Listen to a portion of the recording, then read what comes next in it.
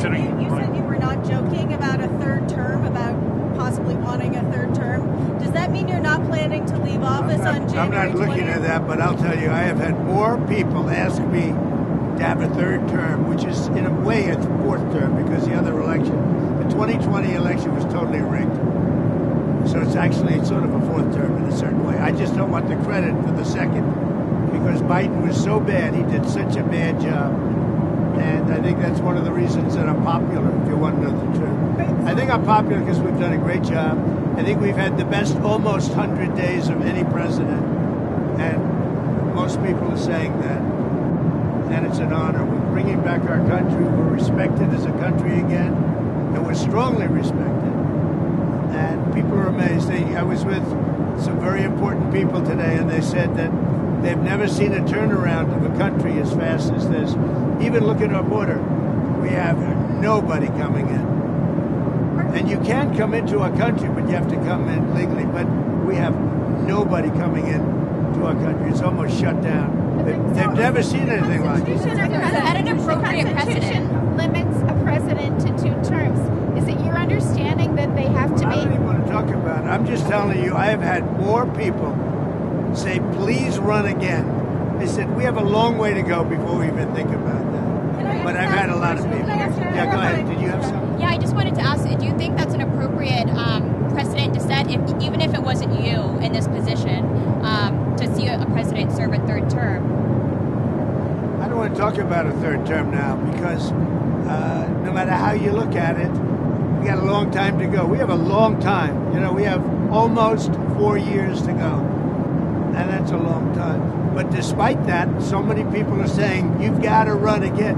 They love the job we're doing. Most importantly, they love the job we're doing. So you said you were upset with Putin. Would you say your relationship with Vladimir Putin is at its lowest point right now? No, I don't think so. I don't think he's going to go back on his word. You're talking about Putin. I don't think he's going to go back on his word. I've known him for a long time. We've always gotten along well.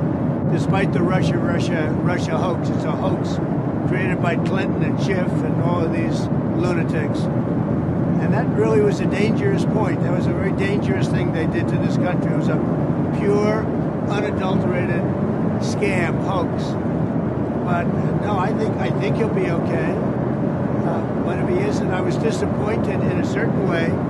Some of the things that were said over the last day or two having to do with Zelensky, because when he considers Zelensky not credible, he's supposed to be making a deal with him, whether you like him or you don't like him. So I wasn't happy with that.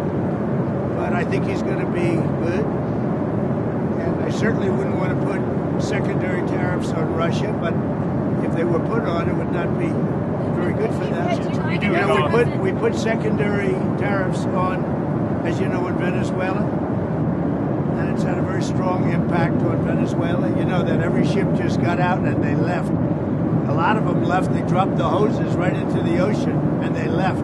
They didn't want to be there for a minute because they didn't want those tariffs to catch on, or they didn't want me to see them there. So the Venezuela secondary tariffs, all secondary tariffs are very strong because essentially it says if you disobey our orders, you cannot do business in the United States of America. And that's the cash cow. Will that apply to Chinese companies buying Russian oil as well, if you plan to go ahead with those? So if, in the case of Venezuela, as you know, China pulled up anchor and left.